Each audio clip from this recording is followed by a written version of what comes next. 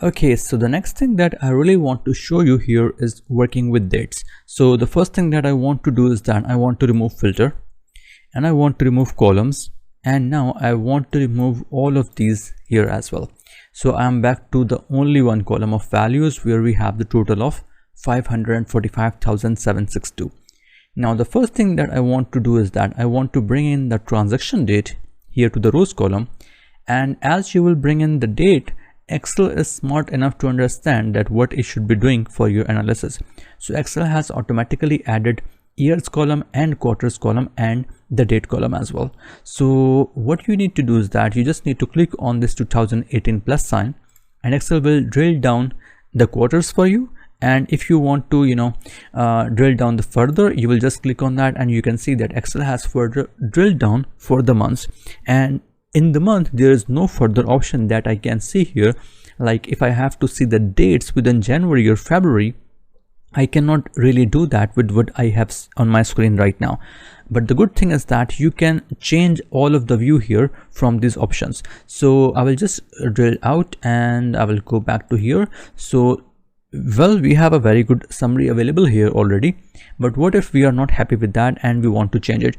First of all, I don't want to see the quarters, so I will push it out, and you can see that now if I go back in 2018, you directly have the months. And I don't really want Excel to summarize the data for me in the form of years as well, so I will just throw it out as well. And you can see now we have the data in months, but one thing you should really notice is that this is both of the years combined. So if you're looking at January, this is not just January of 2018, this is January of both 2018 and 19. So you should be very careful with that. So what we have to do is that we have to adjust it accordingly, according to our need. And how do we do that? First of all, go here on this January or anywhere in this column and right click.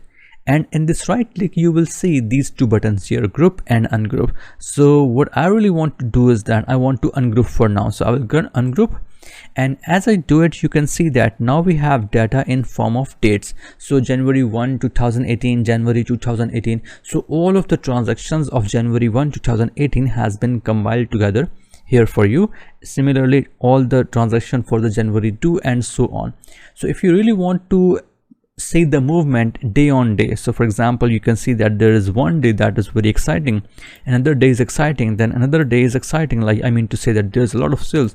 So you really want to see that what is happening between the dates and what are the events that are actually changing the dates. So if you want to see the data by transaction date, you can simply drag it here.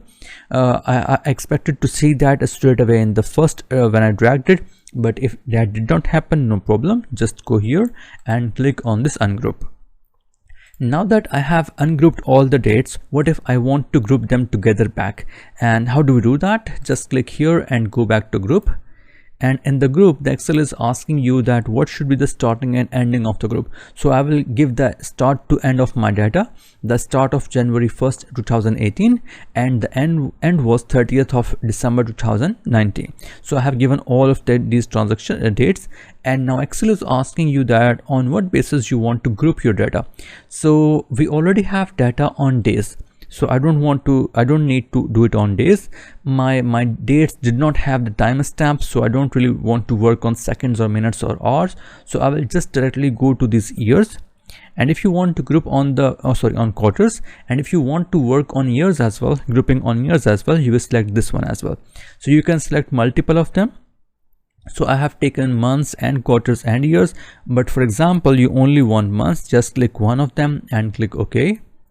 And now data has been grouped together in form of months. But again, the problem lies, and the problem is the January of 2 years have been compiled together. So I did not really want that. So I will go back and I would say group and months as well as years. And as I do that, just click OK, and you can see that now you have years as well as months. And if you just wanted the quarter as well, you also wanted the quarter as well, you will go to group and you will select the quarters. So this way you can group together your dates and in different forms. And by the way, this grouping is not just working on dates, this will be working on many other columns as well, where Excel thinks that grouping is something useful on the basis of data provided. So I hope that is useful for you.